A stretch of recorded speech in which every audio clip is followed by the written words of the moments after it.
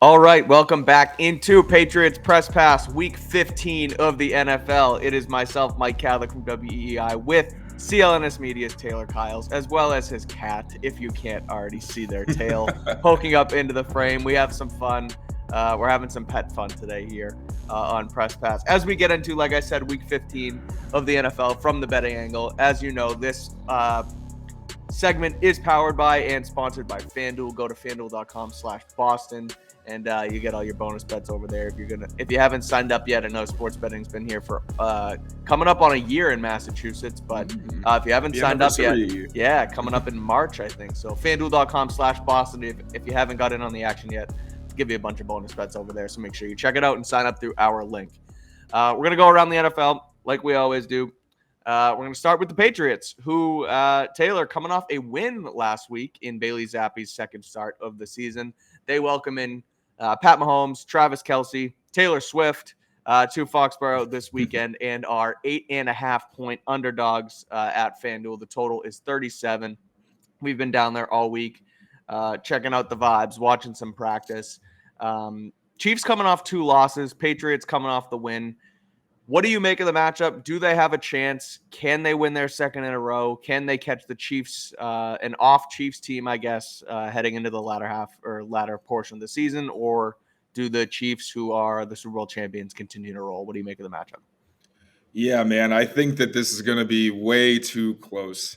Because one, you got the Patriots, obviously, they had like the first half surge. You're hoping if you're on Team Tank that we're going to see more of the second half of what we saw than the first.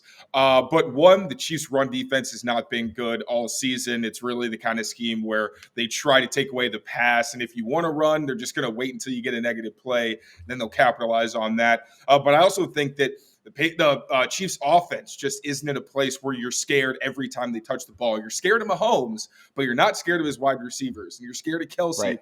But this isn't like the other matchups where, first of all, Belichick plays Mahomes very well. I love throwing out this stat anytime they play. Bill Belichick has shut Mahomes out. Like, they've scored some rushing touchdowns, but Patrick Mahomes has not thrown a touchdown in one half of every game he's played against Belichick, which is huge. And I think Andrew Callahan even mentioned that they allowed fewer points against Mahomes every time they played. So Belichick plays him very, he's getting better well against him, which is insane, right? It's like the opposite of Josh Allen, where Josh Allen just keeps getting better, except for that last game. But yeah, he's kind of doesn't have Mahomes' number necessarily, but they're 2-2, so it's competitive. And usually you have to worry about Tyreek Hill and Travis Kelce. That's usually been the big bugaboo.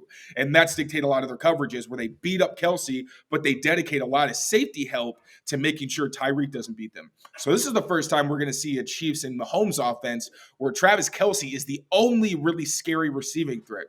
I think it's going to be mostly Jalen Mills on him. And we've seen Jalen Mills had trouble against mesh, where, you have the 2 shallow crossers trying to pick a guy off. That's one where he had trouble against the Raiders and the Chiefs. That's one of their main concepts. And then against the scramble plays, we saw against the Colts before the bye week, there were 3 plays where Jalen Mills kind of lost his guy on scramble drills. And if that's Travis Kelce, that could end real bad for you with Mahomes. So I think this is going to be a close game. I think what did it go down from like 10? They were 10-point favorites. Now it's like 8 or something like that. It opened up at 10.5. Now it's 8.5. So Pats have gotten a couple points over the last few days. So yeah. So I think this one's going to be close. I would take the Patriots, honestly. I'd take the 8 points because I think this defense is going to hold it to like not a touchdown plus game. That would be a little out of pocket, I think. Then again, like maybe the Chiefs receivers finally figure it out and turn it on. I hope so. I hope they lose because they have nothing to play for but pride at this point. And I told you, I've had nightmares. We want Drake May. Yes, like I've had nightmares about them falling out of the top 5. So yeah, let's hope for a loss. But realistically, I do think this is going to be a competitive one. Yeah, I've gone back and forth as far as the number. Like, you mentioned it. They've gone from 10.5-point favorite to the Chiefs to 8.5. I just think, we're high on Zappe and we're high on how the offense looked in that first half of the Steelers game. And rightfully so, they did enough to win the football game and he looked pretty good. But at the end of the day, it was like 3 or maybe 4 drives where they put it together. And other than that, they went scoreless in the second half in Pittsburgh.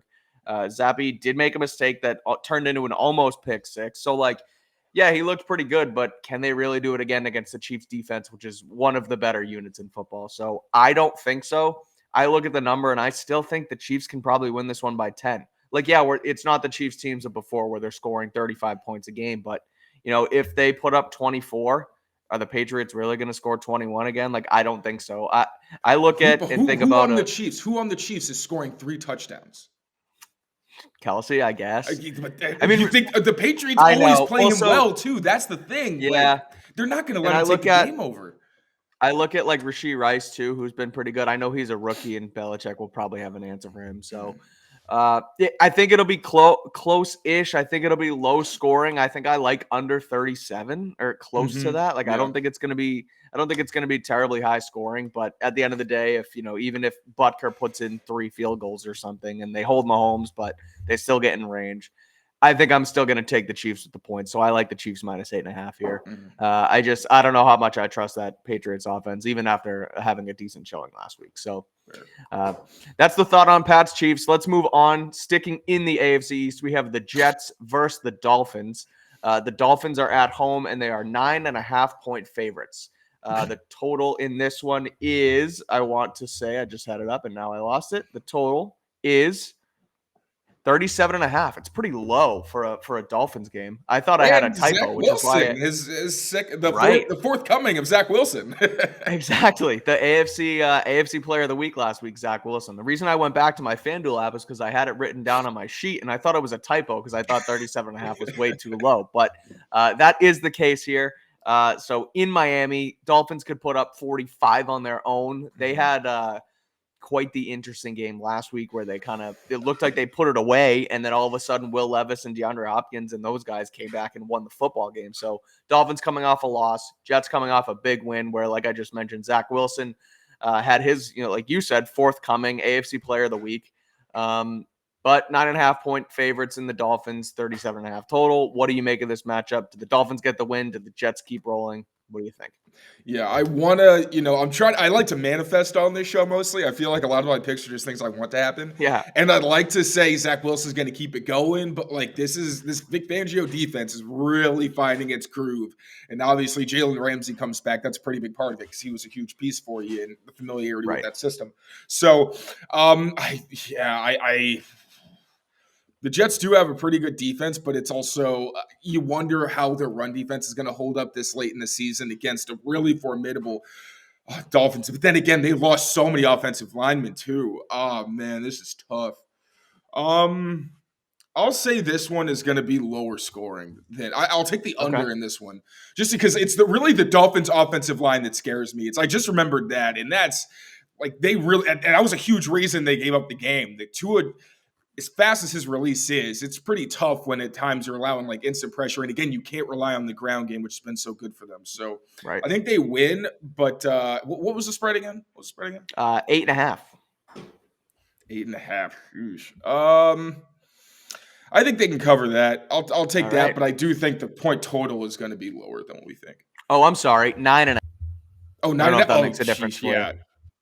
I think they can win by 10. Cover. So sure. Yeah. Okay. Yeah.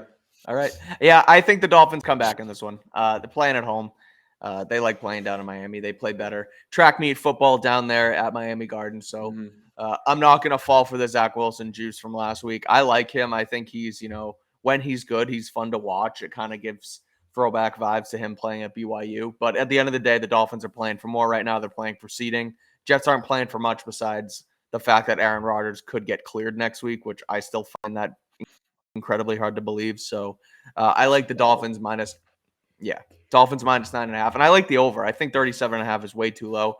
I'll probably be wrong there because, that's what happens to us on this show. But one of us is going to be wrong. I like, yeah, exactly. We're picking opposite here. So I like the over. Taylor likes the under. And that's our picks for this AFC East matchup. Before we continue on, let's take a listen to our sponsors over at FanDuel Sportsbook. Score early this NFL season with FanDuel, America's #1 sportsbook. Right now, new customers get $150 in bonus bets with any winning $5 money bet. That's $150 if your team wins. If you've been thinking about joining FanDuel, there's no better time to get in on the action, NFL. The app is so easy to use. There's a wide range of betting options, including you got spreads, you got your player props, you got over-unders, and more. So visit FanDuel.com/Boston and kick off the NFL season. FanDuel, official partner of the NFL.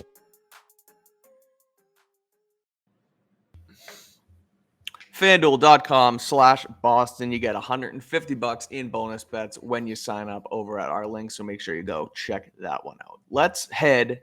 We're going to stay in the AFC. We're going to go to the AFC South this time. Just mentioned the Titans with their comeback win against the Dolphins last week. They are now headed to Houston to take on the Texans. Oh, I'm sorry. The Texans are going to Tennessee. I'm sorry. So they come back against the Dolphins. Then they get to go home. They welcome in the Texans, who are also probably, according to reports, going to be missing their starting star quarterback in rookie C.J. Stroud this week. It sounds like Houston's getting Davis Mills ready to roll, as Stroud left last week's game with, I believe, what was a concussion. So he's going to be down and out. He's been a stud. He crept into not only he's obviously the runaway rookie of the year, but he crept into the MVP conversation for a little while there as well. Him and Bobby Slowick really have that offense going. Titans, like I mentioned, come back last week. Sounds like Vrabel's not too happy there. So that's, in my opinion, a guy to keep an eye on as this Patriots season comes to a close. I don't know if they're going to try and swindle him out of Nashville, but still games to play. Titans are favorites with Davis Mills playing for Houston, -3 according to FanDuel. Another 37.5 point total. So, Taylor, what do you make of this one? Do Will Levis and the Titans continue to roll after their comeback, or does Davis Mills get stuff going with Houston this week in Nashville? I'm buying stock in the Titans, man. Like Will Levis, we said it last week. Like he's a crazy person, and you saw it when he had that last touchdown. He goes to the sideline, and I was like, "Whoa, fired up, Davis or Will Levis." Oh my God, Will Levis, fired up. Will Levis, kind of scary. But yeah, he's ripped too. That's the scary part. Where like he gets excited, you see all the veins, and it's like he's like chest bumps the guy. Yeah. But yeah, I'll go with them. Points. Really, I think you said it a few weeks ago, where as Patriots fans, we are just traumatized at this point, and we don't like expect other teams can score. Yes. That's really how I feel. I'm like, oh, how do you do that? But 37 points in a football game? What the hell does that even mean? Yeah, man, we're down bad.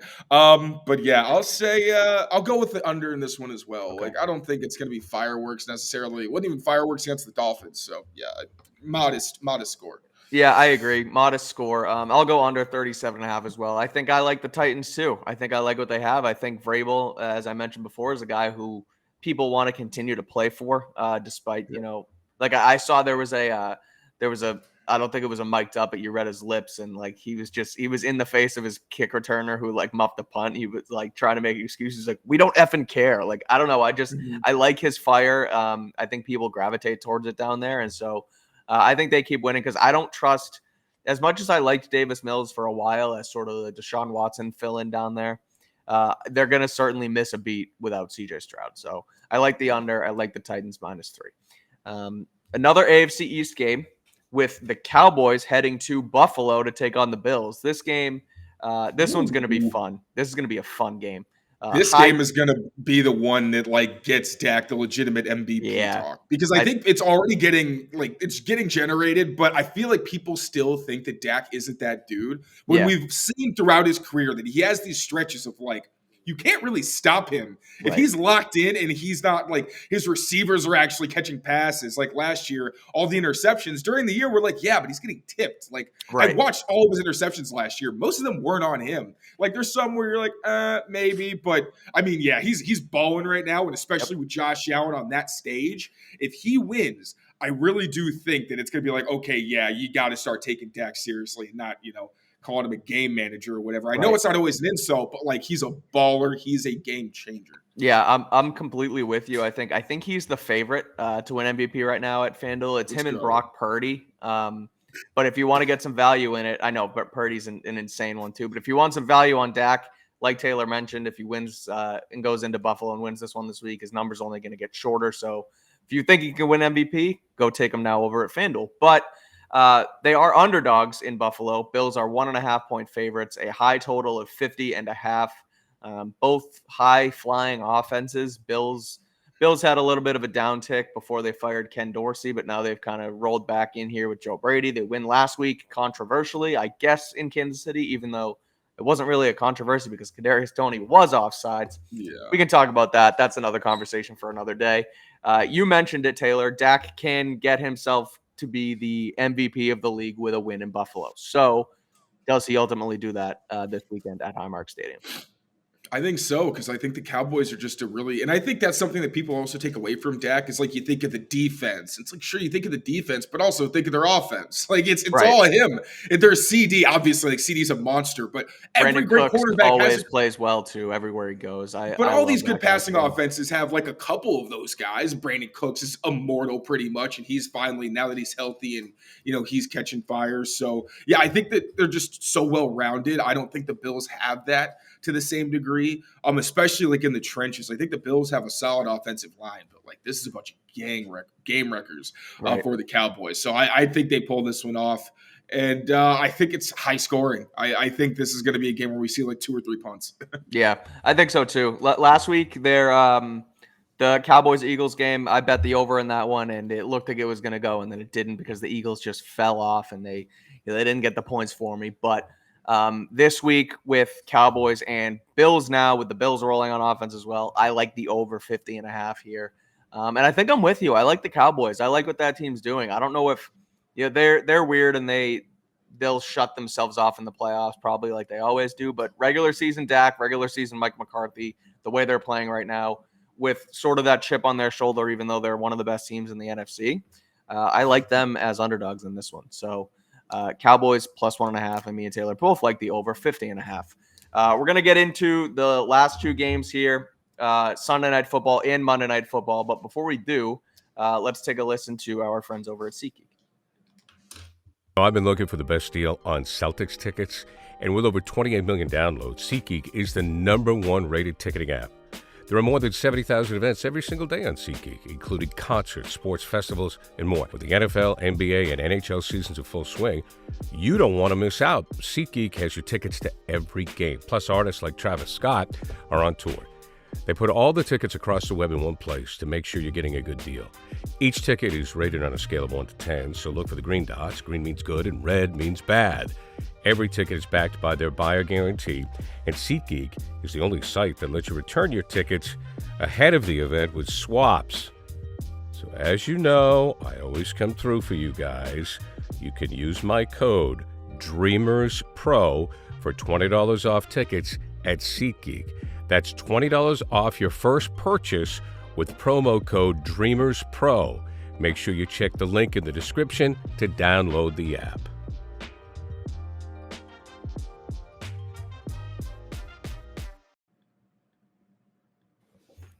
So before we finish this one off with these 2 Sunday Night Football and Monday Night Football games, that SeatGeek ad we just listened to, go Dreamers Pro, give us some love there over at SeatGeek. But interesting ticketing market thing from this week. You can get into the Panthers game on Sunday for 45 cents.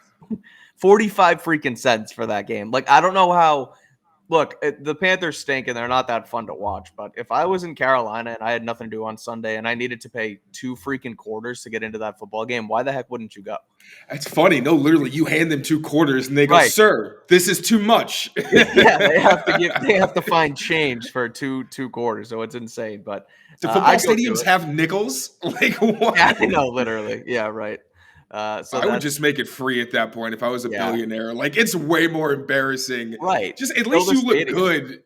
Right. Like that's just wild. It's insane. But anyway, moving on. Sunday Night Football. Ravens at Jaguars. Ravens minus 3.5. 42.5 point total in this one. The Jaguars. I love the Jaguars. I love Trevor Lawrence. I think we've talked about him on the show.